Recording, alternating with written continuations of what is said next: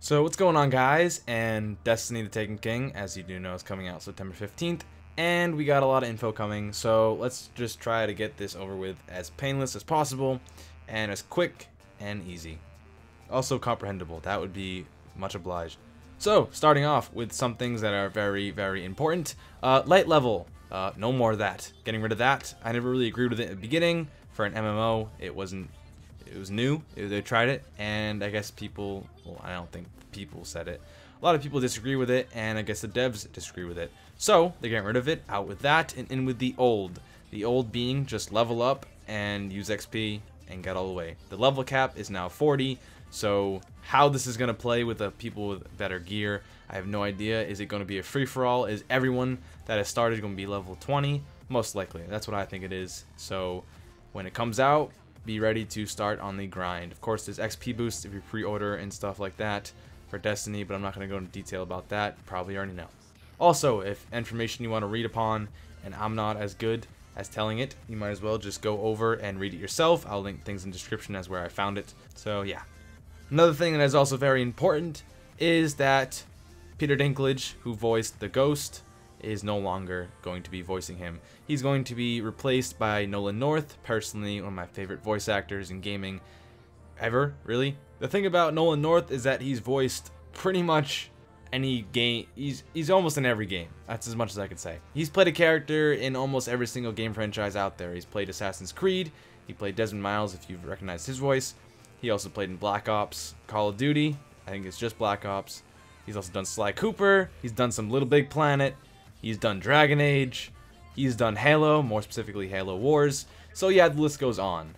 Let's just say that the voice acting is in good hands, and your little light is not going to be all too monotoned. He's going to be very enjoyable when he talks, and the scenes, including him, are going to be enjoyable. So, moving forward with that, this is kind of a good connection onto the next subject. The next subject being storyline. Now, the story in Destiny, as you do know, is not all crazy. Not a lot of people talk about it. Straightforward, predictable, and just kind of a drag. Kind of just pull your way through it. You just want to finish it, move on to the post-game activities. But now, they're going to focus on it. There's going to be a lot of cinematics.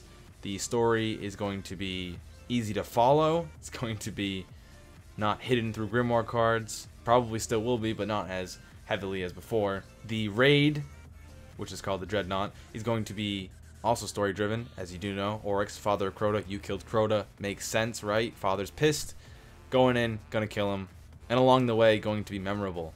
Let's not make it a quick little thing that you have to just grind out for good loot. Let's make it something enjoyable. Now on to the next subject. This has to do with the Gunsmith. The Gunsmith is now technically, I wouldn't say faction, but he has his own XP bar. That XP bar, when you fill it up, you can buy better stuff, and more importantly, you can buy legendaries from him. But first you have to level him up, and you're going to ask me, how do you level him up?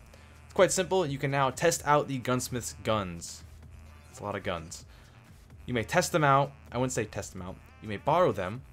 And when you're borrowing them, he's going to give you a bounty. You complete the bounty, you hand them in, get XP. Pretty simple. They've been using it all through Destiny, and that's what they're going to do then. Also talking about bounties, there are also Trials of Osiris bounties. We all know what that means. The Fate of All Fools is going to be added in. If you don't know what Fate of All Fools is, you're a fool yourself. It's probably going to be the greatest scout rifle in the game. If you haven't seen it, there's only one guy in the world that has it, and some people have gotten their hands on it, used his account, and tested it out. And what we got back was that it is going to be insane. I don't know if they're going to debuff it, knowing Destiny or Bungie themselves. They're probably going to. But hey, let's make it last. Going back to the Dreadnought being the raid, there's going to be a lot more loot. They're going to make it resemble the Vault of Glass, because personally the Vault of Glass is my favorite raid. The Dark Below, Crota's End, not too great. It's fun. It's not as replayable as the Vault of Glass, because I still go back and play that. It's going to have a lot of loot. If you noticed in the Dark Below, it just didn't seem like there was as much loot in the Vault of Glass.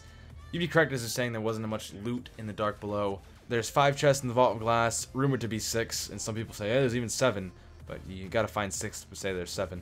So the Dreadnought's going to be a lot like that. Loot is scattered everywhere, more importantly, good loot. Talking about loot leading into armors. This is something that actually wasn't really posted, something that you can think of yourself, but I'm just going to throw it out there. With the new level cap, gear does matter still. It's going to upgrade your strength, discipline, and intellect. Of course, granting you better perks. That's just what the exotics are for. I think this is just a better plan altogether with the XP. It allows for greater diversity with high levels, because all level 30s back then were only Vault of Glass, and all level 32s were only Dark Below. Of course, with the Etheric Light, they did change it up a bit, but some people want to rock rare armor. That's what they are. I don't know what it is about it, but I'm not gonna lie, there's some rare armors out there that look a little better than some of the legendaries and exotics. Now we can. Moving on to factions. Factions, you may now pledge your allegiance to that faction. By doing so, you may not have to wear their class item. You can just roll whatever you want. So that's good when it comes to the way your character looks. You may now just gain XP to them, but only to that one. I don't know how it's going to work when you want to switch over to another faction, but we're just going to have to find out. Another thing about legendaries. Legendaries cannot be upgraded. How so? It is the 365 is now, that's it, 365. You want better legendaries, you gotta get better legendaries. So that gets my hopes up for a lot more gear coming out. This is supposed to be one of the bigger DLCs, probably the biggest until next September, but that means there will be a lot of guns, a lot of armor, and a lot more things to do. So Destiny has gotten a complete overhaul. It's also going to probably roll out the weapon patch that is well needed, because Thorn is the only thing that people use in the Crucible.